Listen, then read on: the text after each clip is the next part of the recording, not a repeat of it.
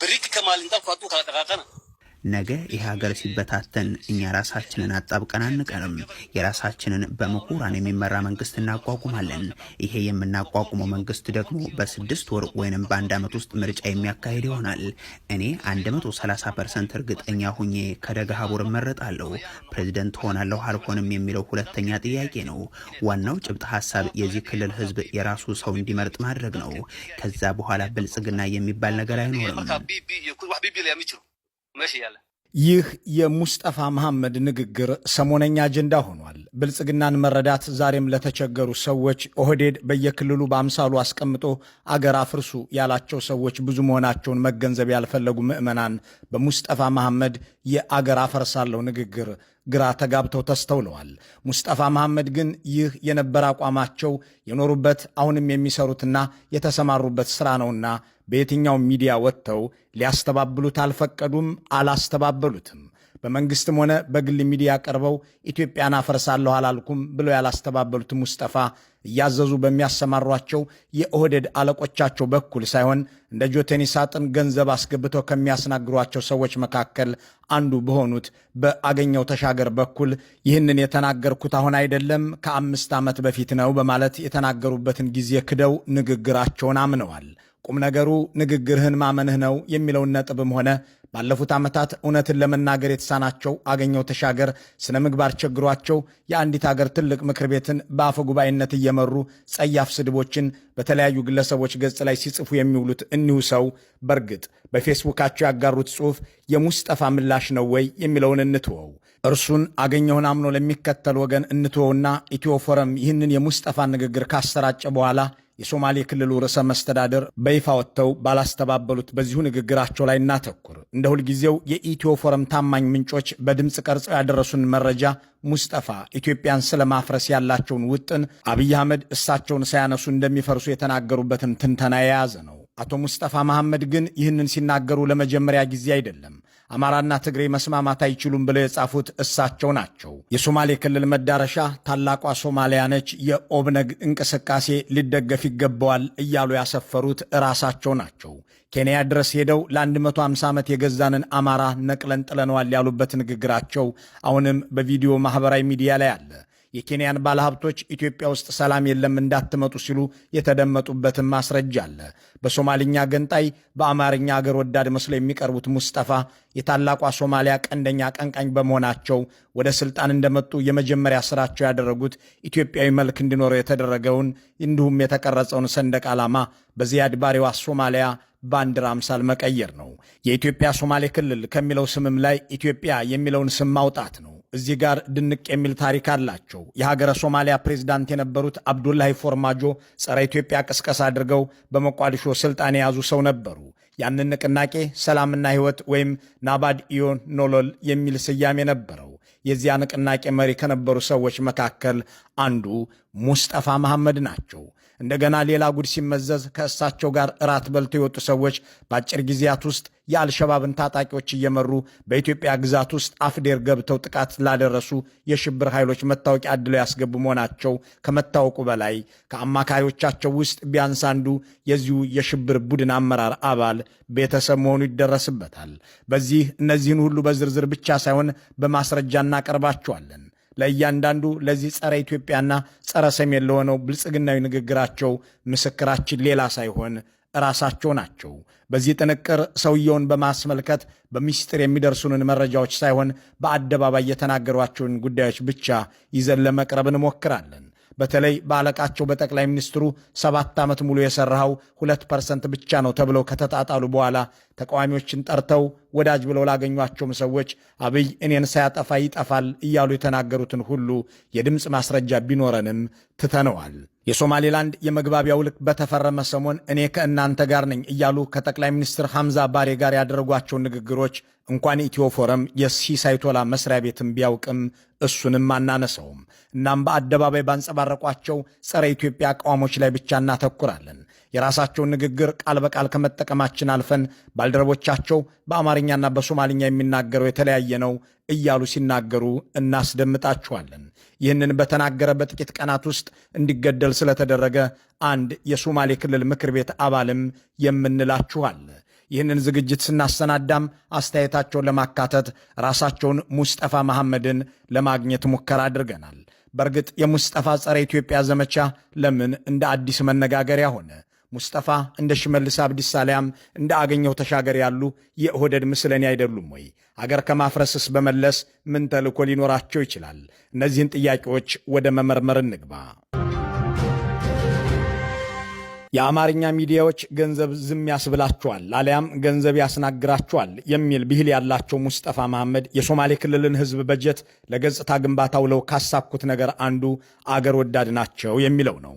አንድ የአብይ አህመድ ሹም አንድ የኦህዴድ ብልጽግና ምስለኔ በምን አይነት ስሌት የአገር ፍቅር ይኖረዋል?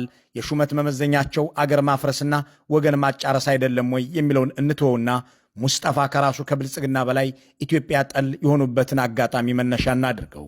የብልጽግና ፓርቲ በ2012 ዓ.ም ሲመሰረት በአብይ አህመድ የተሰጠው የዳቦ ስም የኢትዮጵያ ብልጽግና ፓርቲ የሚል ነበር።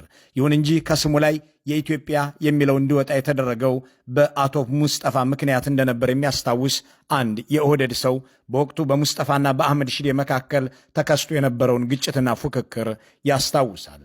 ያኔው የሶማሌ ክልል ፓርቲ ሶዴፓ ወደ ብልጽግና እንዲዋሃድ ሲጠየቅ አቶ ሙስጠፋ ኢትዮጵያ በሚል ስም በሚጠራ ፓርቲ ውስጥ አንገባም በሚል አመራሮቻቸውን አሳድመው ወጡ። አህመድ ሺዴ ደግሞ አብይ እንዳለው ይሁን አሉና ተጋጩ። አስታራቂ ሆነው የተከሰቱት አብይ ነበሩ። ሙስጠፋ አሸንፈው ኢትዮጵያ የሚለው ስም እንዲወጣ ተደረገ። በወቅቱ ሶማሌ ክልልም እንደ ህወሓት ትቶን እንዳይወጣ እንጠንቀቅ የሚሉበት ወቅት ነበር። የሶማሌ ክልል ርዕሰ መስተዳድር ወደ ስልጣን እንደመጡ ከከወኗቸው ተግባራት መካከል የኢትዮጵያ ሶማሌ ክልል የሚል መጠሪያ የነበረውን የክልሉን ስም የኢትዮጵያ የሚለውን ማስወጣት አንዱ ነበር። በመቀጠል ደግሞ ግመልና አረንጓዴ፣ ቢጫ፣ ቀይ ቀለሞች የነበሩትን የክልሉን ሰንደቅ ዓላማ ቀይረው የታላቋ ሶማሊያ የግዛት አካላትን ማለትም ዚያድ ባሬ ከኢትዮጵያ ቆርሼ በመውሰድ አሳካዋለሁ ብሎ የሚያስበውን ካርታ የሚያሳየውን ባለ አንድ ኮከብ ሰንደቅ ዓላማ ጥቅም ላይ እንዲውል አደረጉ። ታላቋ ሶማሊያ ሰብስቤ የግዛት አካሌ አድርጋቸዋለሁ ብላ በሕገ መንግሥትም ጭምር ካስቀመጠቻቸው 5 ግዛቶች መካከልም የኢትዮጵያ ሶማሌ ክልል አንዱ ነውና አቶ ሙስጠፋ ይህንኑ አደረጉ። እነዚህን 5 ግዛቶችን የሚወክል ሰማያዊ ቀለምና 5 ጎን ያለው ነጭ ኮከብ ሰንደቅ ዓላማም እያውለበለቡ ናቸው። አቶ ሙስጠፋ መልሰው የተከሉት ከታላቋ ሶማሊያ ሰንደቅ ዓላማዎች አንዱን አንጓ ነው። እሳቸውም ሶማሌነታችንን ለማንጸባረቅና ለታላቋ ሶማሊያ ያለንን ፍቅር ለመግለጽ ሰንደቅ ዓላማችንን ቀይረናል ሲሉ የተደመጡት በአደባባይ ነው። ሶማሌነትና የሶማሌ ህዝቦች በያሉበት ቦታ ያላቸው ክብር፣ በተለይም በሶማሊያ ሪፐብሊክ ውስጥ ያሉት ከኛ በላይ የሚወዳቸው ሰው ከቶ አይገኝም። ደማችንና አጥንታችን ከተፈጨ ሶማሌነት ይገኝበታል። የሶማሌዎች ሁሉ እምብርት የትም ይኑር የት በሶማሌ ክልል ይገኛል። ለሶማሌነት ካለን ፍቅር የተነሳ ነው የሶማሌ ክልልን ባንዲራ የቀየር ነው። በባንዲራችን ውስጥም ሶማሌነትን መገለጫችን እንዲሆን ያደረገ ነው። አቶ ሙስጠፋ በሶማሌ ክልልና በሶማሊኛ ንግግሮቻቸው እንዲህ ያሉ ተግባራትን የሚፈጽሙና የሚናገሩ ቢሆንም በአማርኛ የሚነገርላቸው ወይም እንዲነገርላቸው ያደረጉት ግን ሌላ ነው። የምስራቁ ኮከብ፣ ቀጣዩ ጠቅላይ ሚኒስትር፣ የኢትዮጵያ አለኝታ እየተባሉ የሚነገርላቸው የሶማሌ ክልል ርዕሰ መስተዳድር በሶማሊኛ ገንጣይና የዚያድ ባሬ ታላቋ ሶማሊያ ናፋቂ መሆናቸውን ራሳቸው በንግግሮቻቸው ይመሰክሩልናል። እንዲህ ያለውን አክራሪና ተገንጣይ አካሄድ መቃወም በአቶ ሙስጠፋ መንግስት ውስጥ ወንጀል መሆኑን የሚያነሱ አንድ የቀድሞ ባልደረባቸው በጅጅጋ ቤተ መንግስት ውስጥ ስለ ኢትዮጵያዊነትና ኢትዮጵያ ማውራት የሀበሻ ሰላይ የሚል ታርጋ ያሰጣል ሲሉ ይናገራሉ። ይህን ንግግራቸውን ጨምሮ የሙስጠፋን በርካታ ቅሌቶች ያጋለጡት በኋላም የተገደሉትና የቀድሞ የሶማሌ ክልል የፓርላማ አባል የጅጅጋ ዩኒቨርሲቲ ፕሮፌሰርም የነበሩት ንምአን ሐመረ ይህንን ሲያብራሩት ጃጁስ ይባላል ይላሉ። መጀመሪያ ልነግር የምፈልገው ምንድነው አቶ ሙስጠፋን መተቸት ማለት አሁን እዚህ ሚዲያ ላይ ተናገርኩ አይደለም ካንተ ጋር አሁን ስናገር በአማርኛ ምንድነው ብሎ የሚጠሩት መሰለ ሰላዮች፣ የመሃል ሀገር ሰላዮች፣ የሀበሻ ሰላዮች። ሙስጠፋ እንደዛ መሃል ሀገር የሚጨበጨብላቸው ግለሰብ በሚዲያና በግብረ አበሮቻቸው ሰላዮች ናቸው፣ የሀበሻ ሰላዮች ናቸው። እኛ ለመገንጠል ስንፈልግ እነሱ ማለት ለአበሻ አጨብጭበውና ሰልለውን መረጃ እያቀበሉ የኛን ህዝብ ለአበሻ አገዛዝ ቀንበር ስር የሚጥሉ ናቸው ብሎ ከዚህ በፊትም ተናግረዋል። ጃጁስ ይባላል። ይሄ ሰላይ ማለት የምስራቁ ኮከብ እየተባሉ በዲያስፖራውና በአማርኛ መገናኛ ብዙሃን ይዘገብላቸው የነበሩት አቶ ሙስጠፋ መሐመድ እውነተኛው ፖለቲካዊ ማንነታቸው ከተገለጸውም በላይ ነው።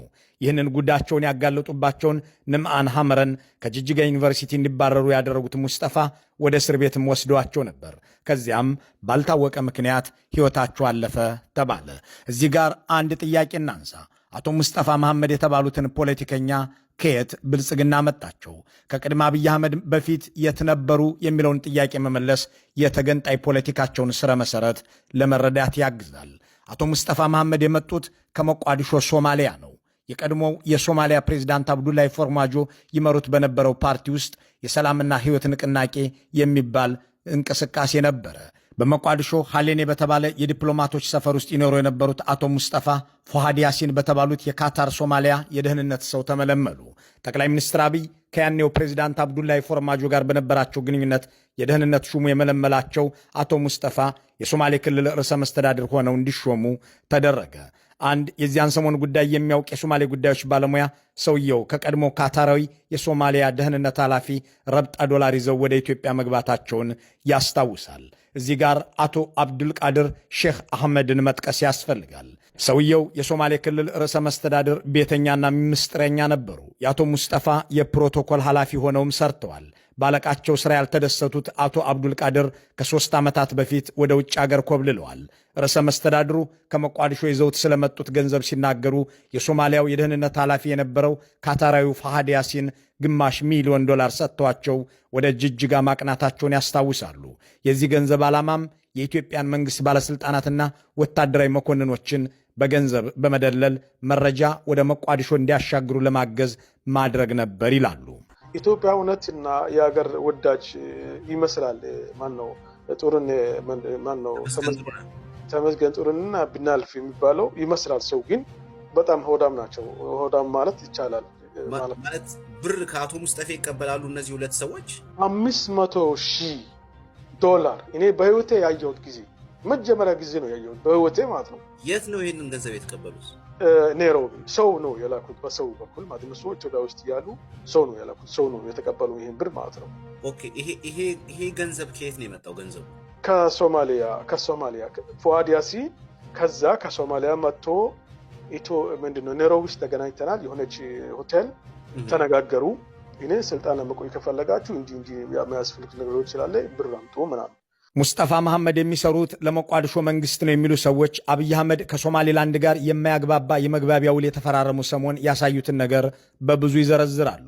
ቀድሞ ነገር አብይ አህመድም ቢሆኑ ያንን ውል የተፈራረሙት የኢትዮጵያን ዘላቂ አጀንዳ በዘላቂ ቅርቃር ውስጥ ለመክተት እንጂ ለአገር አስበው አልነበረምና እሱን ለማሳየት ማስረጃ ፍለጋችንን እንትወው። በሶማሊኛ የዚያድ ባሬ ፖለቲከኛ፣ በአማርኛ ግን አገር ወዳድ መስለው ለመከሰት የሚሞክሩት ሙስጠፋ ባህር ዳር ሄደው የሚናገሩት ሌላ፣ ጅግጅጋ ሲመለሱ የሚሉት ደግሞ ፍጹም ተቃራኒ መሆኑን ለማሳየት ሁለት አጋጣሚዎችን እናንሳ። ከዓመታት በፊት ባህር ዳር ሄደው እንዲህ አሉ።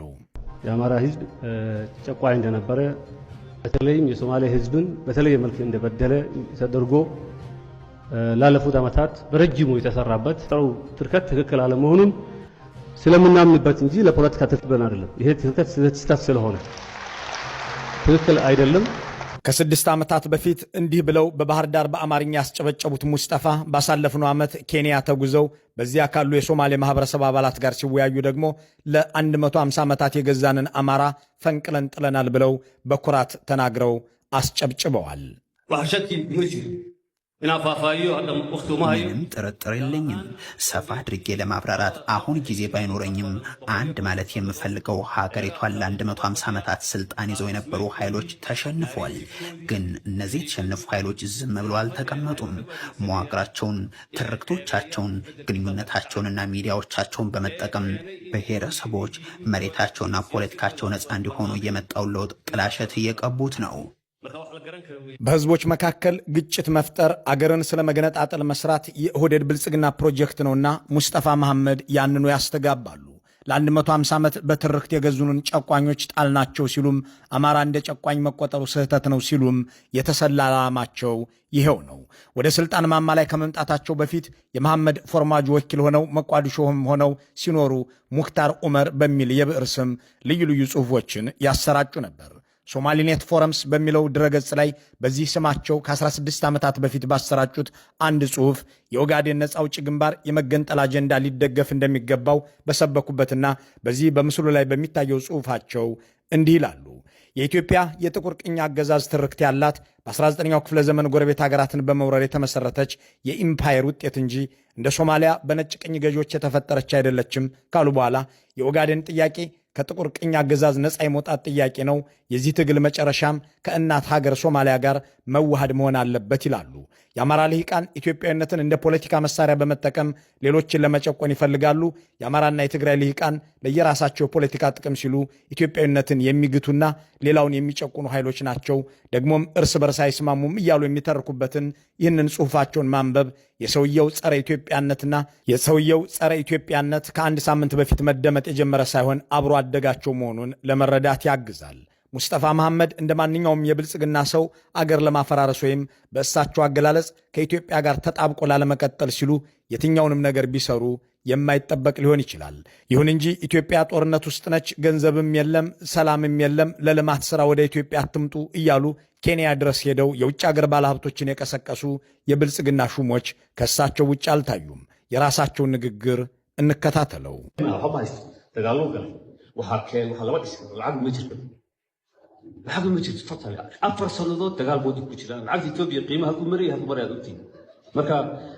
ሀገሩ ምንም የለውም። ጦርነት ውስጥ ገብቷል።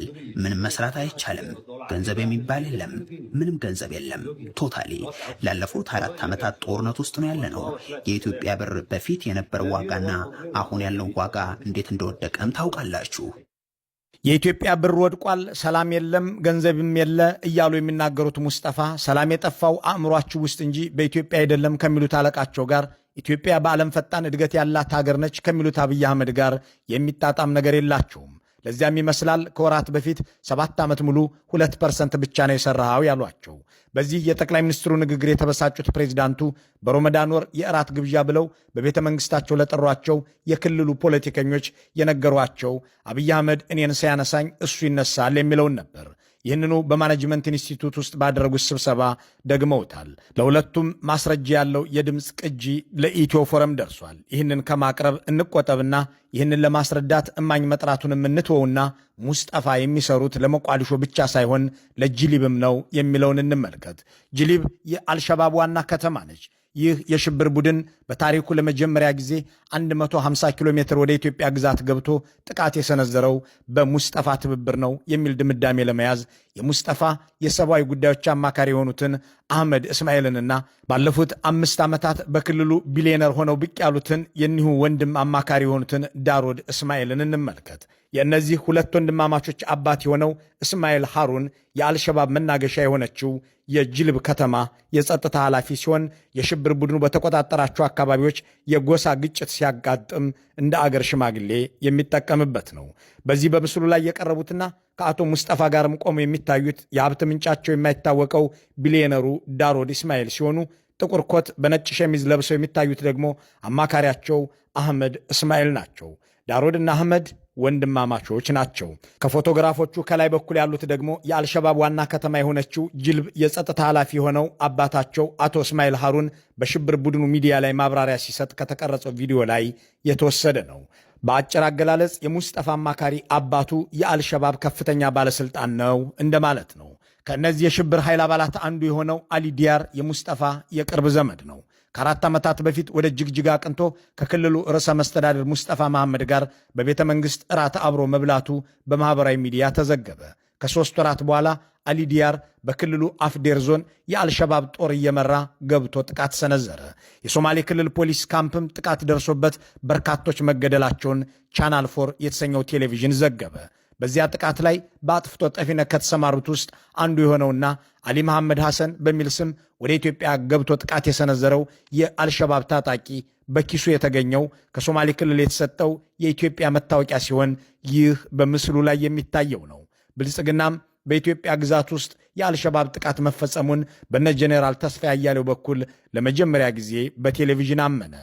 ወደ ኢትዮጵያ ሰርጎ ለመግባት የሞከረው የአልሸባብ የሽብር ቡድን በጸጥታ ኃይሉ በተወሰደበት እርምጃ ዳግም ከፍተኛ ኪሳራ ተከናንቦ ወደ መጣበት መመለሱን የመከላከያ ኃይል ስምሪት ኃላፊና ጊዜያዊ የጸጥታ ኮማንድ ፖስት አስተባባሪ ሜጀር ጀነራል ተስፋዬ አያሌው ተናገሩ። አልሸባብ በድርጅቱ ታሪክ ለመጀመሪያ ጊዜ የኢትዮጵያን ድንበር 150 ኪሎ ሜትር ጠልቆ በመግባት የተሳካ የሽብር ተግባር ይፈጽም ዘንድ ሙስጠፋ መሐመድና አማካሪዎቻቸው አልተባበሩም ብሎ የሚሟገት የብልጽግና የስቱዲዮ ቅምጥ ምን ማስረጃ ማቅረብ ይችላል የሚለውን ስናልፈው ራሳቸውን ርዕሰ መስተዳድሩን ለማግኘት ጥረት ማድረጋችንን መግለጽ ይኖርብናል። በዚህ በምስሉ ላይ እንደሚታየው ለአቶ ሙስጠፋ መሐመድ በግል ስልካቸው አስተያየታቸውን ለማካተት የሚያስችል ጥያቄ አቅርበን ነበር። በጽሑፍ የተላከላቸውን ጥያቄ ካነበቡት በኋላ አጥፍተውታል። አሁንም ቢሆን ግን ያቀረብንላቸውን ግብዣ ተቀብለው ጥያቄያችንን ለማብራራት ፍላጎቱ ካላቸው እድሉን እንዲጠቀሙበት በይፋ ጥሪ እናቀርብላቸዋለን። እንዲህ ያለ ተፈጥሮና ተግባር ያላቸው ሙስጠፋ መሐመድ ዑመር ግን ሰሞኑን አብይ አህመድ ሲያነሳኝ ኢትዮጵያ ትፈርሳለች፣ ኢትዮጵያ ስትፈርስ እኛ ተጣብቀን አንቀርም፣ እንገነጠላለን፣ አብይ እኔን ሲያነሳኝ እሱ ይነሳል ወዘተ እያሉ መናገራቸው በድምፅ ከወጣባቸው በኋላ እንደ አዲስ መነጋገሪያ ቢሆኑም እሳቸው ግን የታወቁበትና ነባር ተልኳቸው ነው። መልካሙን ሁሉ በመመኘት በዚሁ እንሰናበታለን።